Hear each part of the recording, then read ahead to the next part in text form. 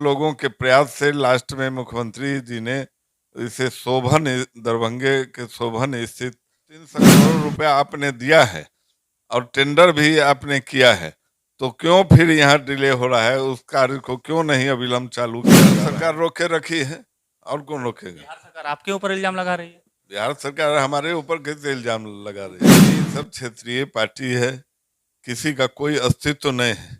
अब अपने अस्तित्व की लड़ाई के लिए लोग प्रयास देखिएगा। आप चुनाव आते आते कई एक सांसद और कई एक विधायक उनके भारतीय जनता पार्टी के संपर्क हमारे साथ बातचीत करने के लिए दरभंगा से विधायक मुरारी बाबू है, जो बीजेपी के विधायक है। हम इनसे बात करेंगे।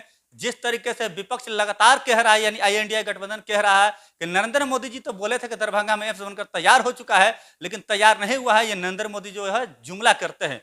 इन्हीं से बात करते हैं, क्या कहिएगा सर? वो लोग बोल रहे कि आप लोग जुमला करते हैं।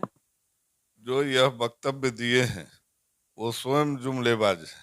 आज तक प्रधानमंत्री जी ने ऐसा कभी अपने मुंह से नहीं कहा कि वहां बन के तैयार हो गई है।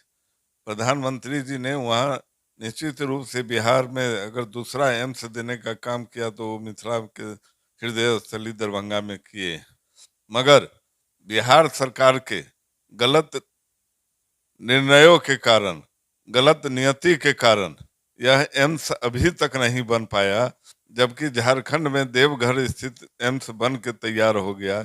मगर बिहार सरकार के नीति के कारण वहाँ जो है एम्स अभी तक लटका हुआ है। पहले यह एम्स डीएमसीएच परिसर में ही बनना था।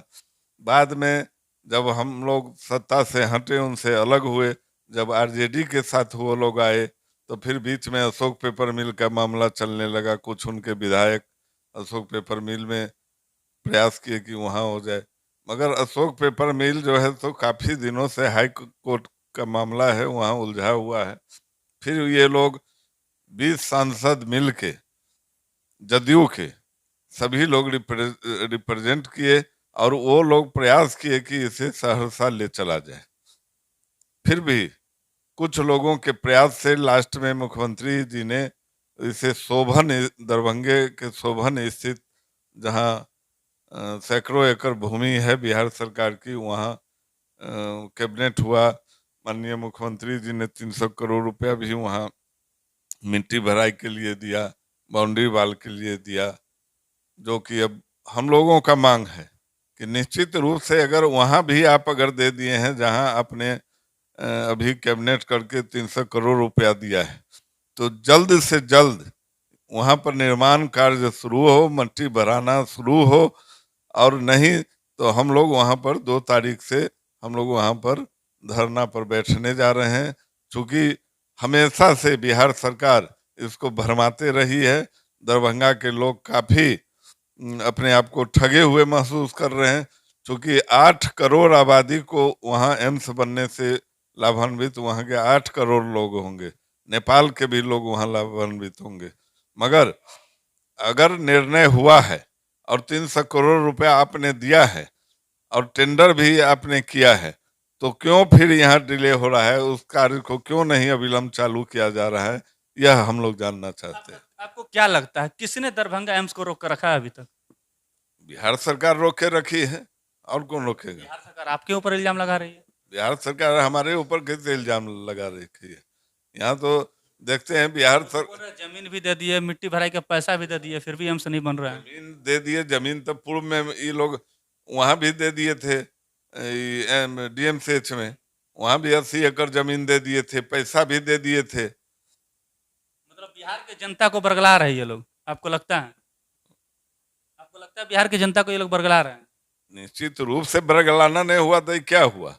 अरे हम बोलते हैं डीएमसीएच में आप दे दिए, जब वहाँ पैसा दे दिए, जमीन दे दिए, मिट्टी भराई का काम हो गया, जितने वहाँ क्वार्टर बने हुए थे डॉक्टर्स लोगों का, चाहे कॉलेज का जो भवन वगैरह था, सबको आप तुड़वा दिए, मिट्टी भराई का भी काम वहाँ पूरा हो गया।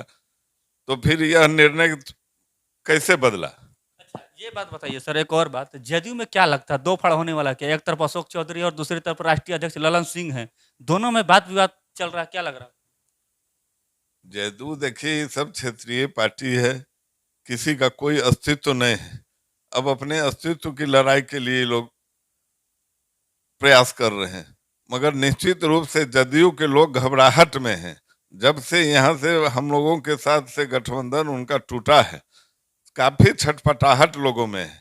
और वो देखिएगा, आप चुनाव आते आते कई एक सांसद और कई एक विधायक उनके भारतीय जनता पार्टी के संपर्क में हैं और भारतीय जनता पार्टी की तरफ ही वो लोग आएंगे। चूंकि आरजेडी के साथ जिस जंगल राज को खत्म करने के लिए भाजपा के सहयोग से वो यहाँ मुख्यमंत्री बने, जीवन भर राजनीति किए, और उसी जंगल राज के साथ जाके जंगल राज वालों के साथ जाकर यह पुनः जो है सो जी आए, जीत के एनडीए गठबंधन में और सरकार बना लिए आरजेडी के साथ, जिसको कोई भी विधायक और उनका सांसद इस बात को टॉलरेट नहीं कर रहा है। सबको घुटन महसूस हो रही है वहां पर।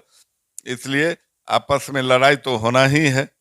और निश्चित रूप से ललन सिंह किसी, वो भी कई एक दल बदल चुके हैं।